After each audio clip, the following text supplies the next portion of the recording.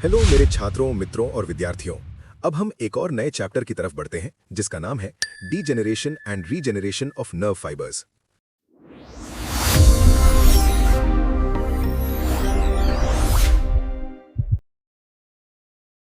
Introduction. जब एक nerve fibre injured या जख्मी होता है तो नर्व फाइबर और नर्व सेल बॉडी में कई तरह के बदलाव आते हैं। इन सभी बदलावों को मिलाकर डीजेनरेटिव चेंजेस कहा जाता है। कॉजेस फॉर इंजरी, चोट के कारण। नर्व फाइबर में चोट नीचे दिए गए कारणों से हो सकती है। 1. ब्लड फ्लो में रुकावट, ऑब्स्ट्रक्शन। 2. टॉक्सिक सब्सटेंसेस का लोकल इंजेक्शन। 3. नर्व फाइबर का कुचल जाना, क्रशिंग। 4. नर्व फाइबर का कट जाना, ट्रांसेक्शन। Degrees of injury.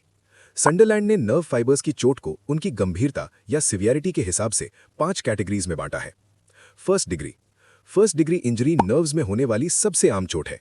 ये थोड़े समय तक नर्व पर दबाव पड़ने से होती है, जिससे ब्लड फ्लो रुक जाता है और हाइपोक्सिया यानी ऑक्सीजन की कमी हो जाती है।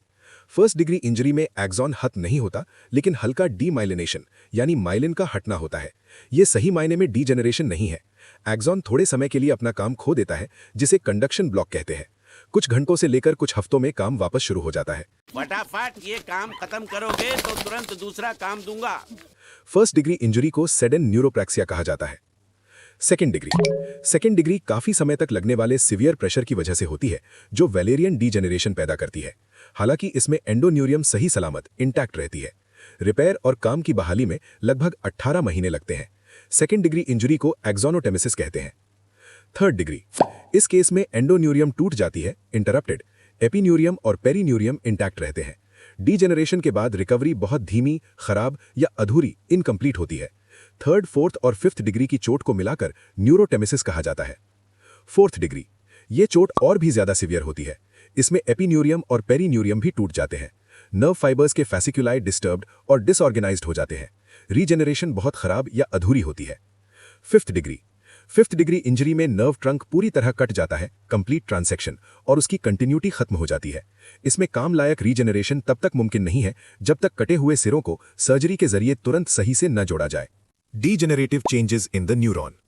डीजेनरेशन का मतलब है किसी इंजर्ड टिश्यू की हालत बिगड़ना, डिटीरियोरेशन, खराब होना या उसमें पैथोलॉजिकल बदलाव आना। जब एक पेरिफेरल नर्व फाइबर इंजर्ड होता है तो degenerative changes nerve cell body में, उसी न्यूरॉन के नर्व फाइबर में और उससे जुड़े हुए एडजॉइनिंग दूसरे न्यूरॉन में भी होते हैं। इसके मुताबिक डीजेनरेटिव चेंजेस को 3 टाइप्स में बांटा गया है: Wallerian degeneration, retrograde degeneration, transneuronal degeneration. Wallerian degeneration और ऑर्थोग्रेड डीजेनरेशन। वॉलेरियन डीजेनरेशन वो पैथोलॉजिकल बदलाव है जो नर्व फाइबर एक्सॉन के डिस्टल कट एंड कटने के बाद सेल बॉडी से दूर वाला हिस्सा में होता है। इसका नाम इसके खोज करने वाले वॉलर के नाम पर रखा गया है। इसे ऑर्थोग्रेड डीजेनरेशन भी कहते हैं। वॉलेरियन डीजेनरेशन चोट लगने के 24 घंटों के अंदर शुरू हो जाती है। ये बदलाव नर्व फाइबर के पूरे डिस्टल हिस्से की लंबाई में एक साथ साइमल्टेनियसली होते हैं। चेंजेस इन नर्व में बदलाव। 1. एक्सिस सिलेंडर सूज जाता है और छोटे छोटे टुकड़ों में टूट जाता है। कुछ दिनों बाद ये टूटे हुए टुकड़े डेब्री की तरह दिखते हैं उस जगह पर जहां एक्सिस सिलेंडर था। फिगर 137.1। 2. माइलिन शीथ धीरे धीरे फैट ड्रॉपलेट्स में टूटने लगती है। बेकार है भैया, मैं तो टूट गया। माइलिन शीथ में ये बदलाव 8वें दिन से लेकर 35वें दिन तक होते हैं। 3. न्यूरीलेमल शीथ पर कोई असर नहीं पड़ता, लेकिन श्वान सेल्स तेजी से मल्टीप्लाई करते हैं।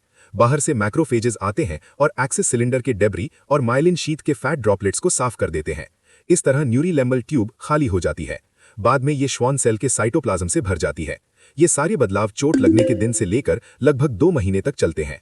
रेट्रोग्रेड डीजेनरेशन वो पैथोलॉजिकल बदलाव हैं जो नर्व सेल बॉडी में और एक्सॉन के उस हिस्से में होते हैं जो proximal to the cut and, कटने वाली जगह से सेल बॉडी की तरफ होता है। Changes in nerve cell body.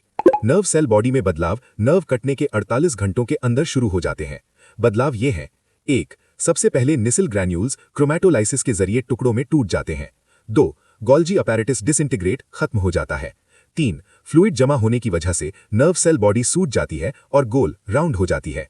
4. न्यूरोफाइब्रिल्स गायब हो जाते हैं और इसके बाद न्यूक्लियस पेरिफेरी किनारे की तरफ खिसक जाता है। 5. कभी कभी न्यूक्लियस सेल से बाहर निकल जाता है, एक्सट्रूडेड। इस केस में न्यूरॉन की मौत हो जाती है और इंजर्ड नर्व का रीजेनरेशन मुमकिन नहीं होता। हाँ, वो मर गया तो क्या हुआ? आज देखिए अच्छी पोजीशन पे तो पहुंच गया ना। Changes in axon proximal to the cut end. Axon में ये बदलाव चोट वाली जगह से सिर्फ पहले नोड ऑफ रैनवियर तक ही होते हैं। एक्सॉन के प्रॉक्सिमल कटे हुए सिरे में होने वाले डीजेनरेटिव चेंजेस बिल्कुल वैसे ही होते हैं जैसे डिस्टल सिरे में होते हैं। Trans neuronal degeneration. अगर एक अफरेंट नर्व फाइबर कट जाता है तो उस न्यूरॉन में भी डीजेनरेटिव चेंजेस होते हैं जिसके साथ वो अफरेंट नर्व फाइबर साइनैप्स करता है। इसे ट्रांस न्यूरोनल डीजेनरेशन कहा जाता है। एग्जाम्पल्स: 1. ऑप्टिक नर्व के कटने की वजह से लैटरल जेनिकुलेट बॉडी के सेल्स में क्रोमैटोलाइसिस होना। 2. जब पोस्टीरियर नर्व रूट कट जाता है तो स्पाइनल कॉर्ड के डॉर्सल हॉर्न के सेल्स में डीजेनरेशन होना।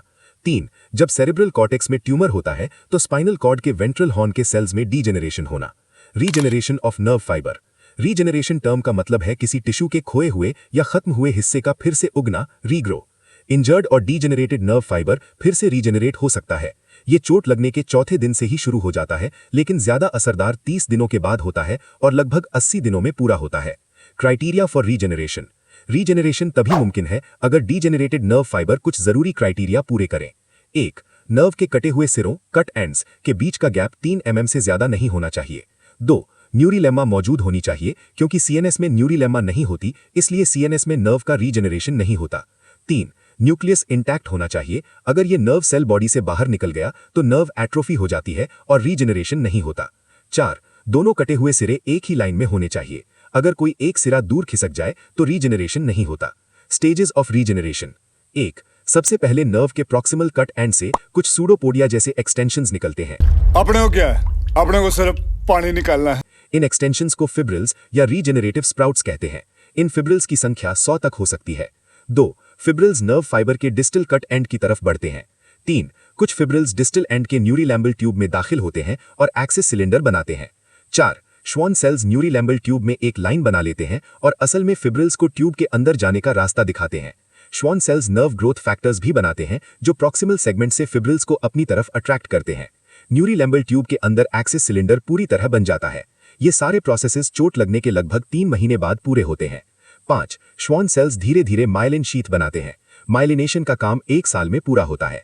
6. नर्व फाइबर का डायमीटर धीरे धीरे बढ़ता है। हालांकि डीजेनरेटेड नर्व फाइबर अपने पुराने डायमीटर का सिर्फ 80% ही हासिल कर पाता है। नए बने हुए इंटरनोड्स भी पुराने वाले के मुकाबले छोटे होते हैं।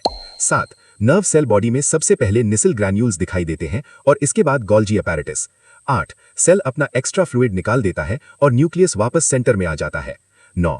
हालांकि नर्व में एनाटॉमिकल रीजेनरेशन हो जाती है, लेकिन फंक्शनल रिकवरी एक लंबे समय के बाद होती है।